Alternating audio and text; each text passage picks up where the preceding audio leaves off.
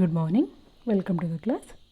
So come back to in the last class I explained about the modern approach in the scope of financial management. So in the modern approach we discussed about the financing decision and investment decision. So in the financing, how much capital they need to get it, whether in the form of equity or in the form of preference share or in the debenture or from the loan from the bank or a combination. So mix of three or mix of two, 50% equity, 50% debenture. So like that, which one will be which one has to be taken it as a sources of capital. So because need to be very careful in financing decision. ಯಾಕೆ ಅಂತಂದರೆ ಡಿಬೆಂಚರ್ನ ಎಷ್ಟು percent use ಮಾಡ್ತಾರೋ ಅಷ್ಟು percent company risk ಅಂತ. Loan ಎಷ್ಟು ತೊಗೊತಾರೆ, debenture ಮತ್ತು loan bank institution ಎರಡೂ ಕೂಡ. ಸೊ ಲೋನ್ ಇಲ್ಲ ಅಂತಂದರೆ ಕಷ್ಟ ಆಗುತ್ತೆ, ಯಾಕೆಂತಂದರೆ loan is cheaper compare to equity share. Okay, but loan ಜಾಸ್ತಿ ಆದರೆ ಕ್ಯಾಪಿಟಲ್ ಸ್ಟ್ರಕ್ಚರೇ ಪ್ರಾಬ್ಲಮ್ ಆಗುತ್ತೆ.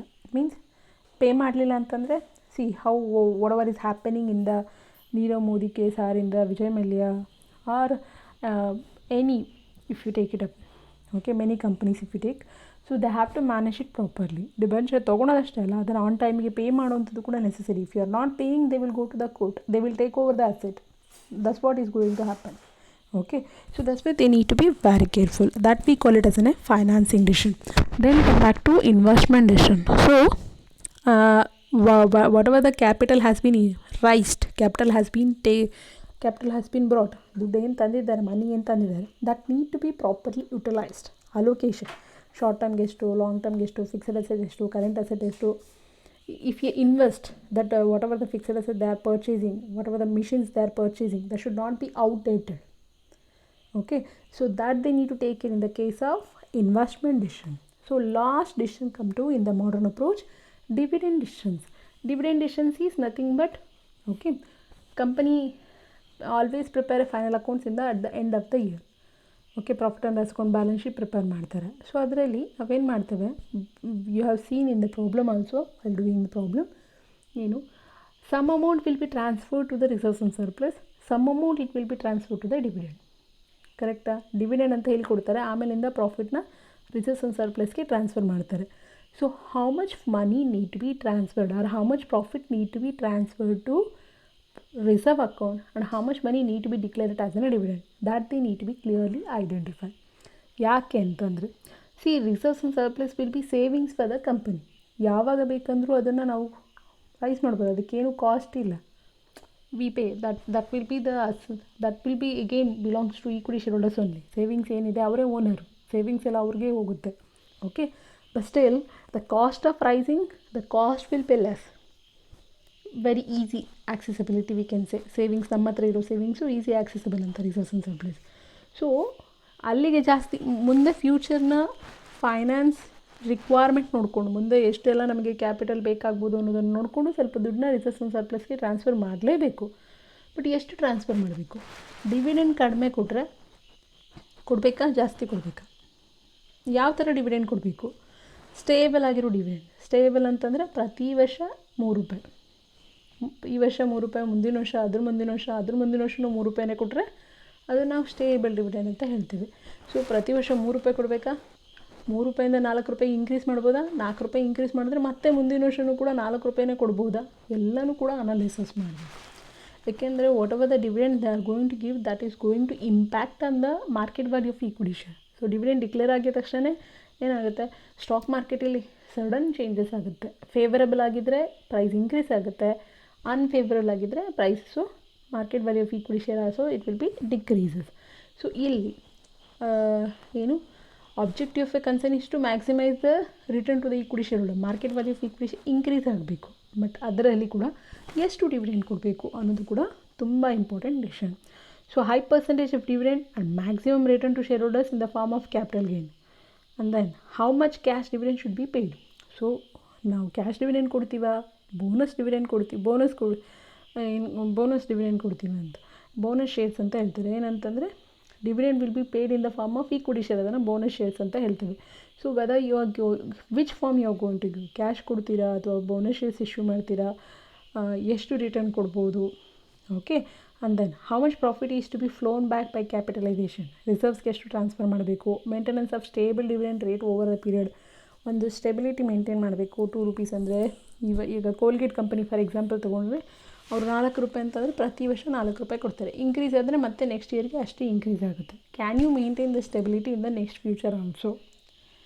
ಕಡಿಮೆನೂ ಕೊಡಬಾರ್ದು, ಜಾಸ್ತಿನೂ ಕೊಡಬಾರ್ದು. ಕಡಿಮೆ ಕೊಟ್ಟರೆ ಏನಾಗುತ್ತೆ, ಮಾರ್ಕೆಟ್ ವ್ಯಾಲ್ಯೂ ಬೀಳುತ್ತೆ. ಜಾಸ್ತಿ ಕೊಟ್ಟರೆ ಏನಾಗುತ್ತೆ, ರಿಸರ್ವ್ಸ್ ಕಡಿಮೆ ಆಗುತ್ತೆ. So here they need to be very careful with the how much dividend should be declare so that it should benefit both. It should benefit to the return to the equity shareholders also, and it should benefit to the company for retaining the reserves and surplus also. Okay, so these are the 3 important decisions which will be taken under the modern approach scope of financial management. Okay, that's about the modern approach. Next, come back to changing role of finance manager. So what role he is doing, finance manager ಏನಿದೆ ಅವರ roll ಹೇಗೆ change ಆಗ್ತಾ ಇದೆ ಅಂತ. Okay, so ಈಗ for example ನೀವೇ ತೊಗೊಳೋಣ. First ಎಲ್ಲ ಹೇಗಿತ್ತು ಕ್ಲಾಸಸ್ ನಿಮಗೆ? ಕಾಲೇಜಿಗೆ ಬಂದಾಗ ಕ್ಲಾಸಸ್ ಅಟೆಂಡ್ ಮಾಡ್ತಿದ್ರಿ, ಮನೆಗೆ ಹೋಗ್ತಿದ್ರಿ. ಈಗ ಮನೇಲೆ ಕೂತ್ಕೊಂಡು ಕ್ಲಾಸಸ್ನ ಅಟೆಂಡ್ ಮಾಡ್ತಾಯಿದ್ದೀರಾ. That's the role what is changing now for everyone. Even for us also we use to come to college and teach, but now we are sitting in home and teaching, or you are also sitting in home and learning. Role has been changed, technology change ಆಗ್ತಾ ಇದ್ದಾಗೆ. ಹಾಗೆ traditionally the role of finance manager was only getting the money. Now the role of everyone is changing now. Okay, so that's because of the pandemic we call. But what is in the modern approach, or in the modern now, at that time managing a fund is very much managing a finance is a very challenging. So what role he has to play in as a financial manager? So first come back to business forecasting. So business forecasting is forecasting ಅಂತಂದರೆ ಮುಂದೆ ಏನಾಗ್ತಿದೆ forecast ಮಾಡುವಂಥದ್ದು, ಎಷ್ಟು marks ಬರ್ಬೋದು ಅನ್ನೋದನ್ನು forecast ಅಂದರೆ future plan ಮಾಡುವಂಥದ್ದು ಅಂತ.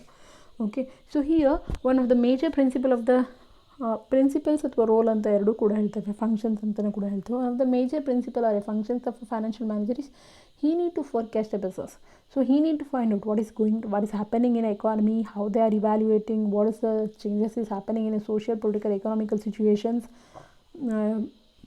how the competition is increasing, what all changes are happening, what next to be done, that and everything he need to forecast how much money is needed ಅಂತ plan ಮಾಡಬೇಕಾದ್ರೆ ಏನೆಲ್ಲ changes ಆಗ್ತಿದೆ, ಮುಂದೆ ನಾವು technology changes ಆದರೆ ಎಷ್ಟೆಲ್ಲ ದುಡ್ಡು ಬೇಕಾಗ್ಬೋದು, ನಮ್ಮ ಬಿಸ್ನೆಸ್ ಹೀಗೆ ಮುಂದೆ ನಮ್ಮ ಬಿಸ್ನೆಸ್ನ ಫ್ಯೂಚರ್ ಪ್ಲ್ಯಾನ್ ಏನು. ಓಕೆ, ಅದನ್ನು ನಾವು ಬಿಸ್ನೆಸ್ ಫೋರ್ಕ್ಯಾಸ್ಟಿಂಗ್ ಅಂತ ಹೇಳ್ತೇವೆ. Next, determination of financial objectives, financial policies and operational procedure. So here everyone wealth maximization, okay, but they will be having a different financial policy. ಈಗ ನೀವು SBI ಬ್ಯಾಂಕಿಗಾದರೂ ಹೋಗಿ, ಕೆನರಾ ಬ್ಯಾಂಕಿಗಾದರೂ ಹೋಗಿ example, ಅಥವಾ ಬ್ಯಾಂಕ್ ಆಫ್ ಬರೋಡಾಗೆ ಹೋಗಿ, rate of interest change ಇರುತ್ತೆ, ಬಿಟ್ಟಾದರೂ change ಇರುತ್ತೆ. 6.5 6.4 ಈ ಥರ ಏನೋ ಒಂದು ಸ್ಲೈಟಾಗಿ ಚೇಂಜಸ್ ಇರುತ್ತೆ, ತುಂಬ ಚೇಂಜಸ್ ಇರುತ್ತೆ ಅಂತ ನಾನು ಹೇಳೋದಿಲ್ಲ. So what is the procedure they follow, what is the policies ಅಂತ, what is the operational procedure ಅಂತ ಅಂದರೆ ಅವರ ಈಗ if any transactions are happening, purchase ಮಾಡಿದ್ಮೇಲೆ ಎಷ್ಟು ದಿನದಲ್ಲಿ ಅವ್ರು ಪೇಮೆಂಟ್ ಮಾಡ್ತಾರೆ, ಅವರ ಪಾಲಿಸಿ ಏನು, ಅಥವಾ ಕ್ರೆಡಿಟ್ ಕೊಡೋದಾದರೆ ಎಷ್ಟು ದಿನ ಕ್ರೆಡಿಟ್ ಕೊಡ್ತಾರೆ, 1 ಮಂತಾ 2 ಮಂತ್ಸಾ 3 ಮಂತ್ಸಾ, ಎಷ್ಟು ಕ್ರೆಡಿಟ್ ಕೊಡ್ತಾರೆ, ಎಷ್ಟು ಸಾಲಕ್ಕೆ ಗೂಡ್ಸ್ನ ಮಾರ್ತಾರೆ, ಮತ್ತು ಪ್ರೊಸೀಜರ್ಸ್ ಏನು, ಸ್ಯಾಲರಿ ಹೇಗೆ ಪೇ ಮಾಡ್ತಾರೆ, ಯಾವ ಡೇಟಿಗೆ ಸ್ಯಾಲರಿ ಪೇ ಮಾಡ್ತಾರೆ, ಯಾವ ಡೇಟಿಗೆ ಪರ್ಚೇಸಸ್ನ ಪೇ ಮಾಡ್ತಾರೆ, ಯಾವ ಡೇಟಿಗೆ ಎಕ್ಸ್ಪೆನ್ಸಸ್ನ ಪೇ ಮಾಡ್ತಾರೆ, ಆನ್ ಡೇಟಿಗೆ ಅಥವಾ ಗ್ರೇಸ್ ಪೀರಿಯಡ್ ಆದಮೇಲೆ ಹೇಗೆ ಅಂತ. So that we call it is an financial policies and financial procedure, operational procedures ಅಂತ ಹೇಳ್ತೀವಿ. ಯಾವ ಮೆಥಡಾಲಜಿ ಫಾಲೋ ಮಾಡ್ತಾರೆ ಅಂತ, ಎಲ್ಲರೂ ಸೇಮ್ ಮೆಥಡಾಲಜಿನೇ ಫಾಲೋ ಮಾಡೋದಿಲ್ಲ. ಓಕೆ, ಸೊ ಇನ್ನೊಂದು ಎಕ್ಸಾಂಪಲ್ ಅಂದರೆ ಈಗ ನಾವು ಸ್ಟೇಟ್ ಬ್ಯಾಂಕಿಗೆ ಹೋದರೆ example, okay, we have to ಆ ಬ್ಯಾಂಕಿಗೆ ಹೋಗಿ ಸ್ವಲ್ಪ ಕ್ಯೂವಲ್ಲಿ ನಿಂತು ನಾವೆಲ್ಲ ರಿಕ್ವೆಸ್ಟ್ ಅದು ನಮ್ಮದು ಏನು ಪ್ರೊಸೀಜರ್ ಇದೆ ಅದನ್ನೆಲ್ಲ ಕಂಪ್ಲೀಟ್ ಮಾಡ್ಕೊಂಬರ್ಬೇಕು example. Okay, but if you go to bank of India, just give a call to them, they will do it, no need to go to the branches only. That is the difference between the procedure followed in the SBI and bank of India. Maybe changes is happening. ಈಗ state ಬ್ಯಾಂಕಲ್ಲಿ lunch time ಇಲ್ಲ, ಬೇರೆ ಬ್ಯಾಂಕಲ್ಲಿ lunch time ಇರ್ಬೋದು. That is the operational differences. ಅಂದರೆ bank to ಬ್ಯಾಂಕಲ್ಲಿ ಪ್ರೊಸೀಜರಲ್ಲಿ changes ಬರುವಂಥದ್ದು. ಹಾಗೆ ಫೈನಾನ್ಷಿಯಲ್ ಮ್ಯಾನೇಜರು ಕೂಡ he need to define what is the procedure we are going to follow when we are pay money and when we receive a money, and what are the policy we follow while paying a salary, purchases, everything. Next, estimation of the capital requirements of the business. So one of the main, yes, he need to decide how much capital is needed for the business, whether it is for a short term or a long term. ಎಷ್ಟು ದುಡ್ಡು ಬೇಕು, 1 month working capital ಎಷ್ಟು ಬೇಕು, day to day run ಆಗೋದಕ್ಕೆ ಎಷ್ಟಕ್ಕೆ ದುಡ್ಡು ಬೇಕು, long ಟರ್ಮಲ್ಲಿ ಯಾವುದಾದ್ರು ಒಂದು ಅಸೆಟ್ನ ಪರ್ಚೇಸ್ ಮಾಡಬೇಕಂದ್ರೆ ಎಷ್ಟು ದುಡ್ಡು ಬೇಕು ಅನ್ನೋದನ್ನು ಡಿಫೈನ್ ಮಾಡಬೇಕು. He need to exactly estimate it. ಈಗ ನೀವು for example if you go for a loan, education loan ಹೋದರೆ ನೀವು ಎಸ್ಟಿಮೇಟ್ ಕೊಡಬೇಕು ಎಷ್ಟು ಲೋನ್ ನಿಮಗೆ ಬೇಕು ಅಂತ. ಎಷ್ಟು ಲೋನ್ ಕೊಡಬೇಕು ಅಂತ ಕೇಳ್ದಲ್ಲೇ ನಂಗೆ ಲೋನ್ ಕೊಡಿ ಅಂದರೆ ಅವ್ರು ಹೇಗೆ ಕೊಡ್ತಾರೆ? ಲೋನ್ 50,000 ಕೊಡ್ತಾರೆ, ಲಕ್ಷನೂ ಕೊಡ್ತಾರೆ, 50 ಲಕ್ಷನೂ ಕೊಡ್ತಾರೆ. ಬಟ್ ನಿಮಗೆ ಎಷ್ಟು ಬೇಕು? We have to submit an estimation. ಹಾಗೆ ಇಲ್ಲೂ ಕೂಡ the finance manager has to decide how much capital they need it ಅಂತ. Next, designing the capital structure.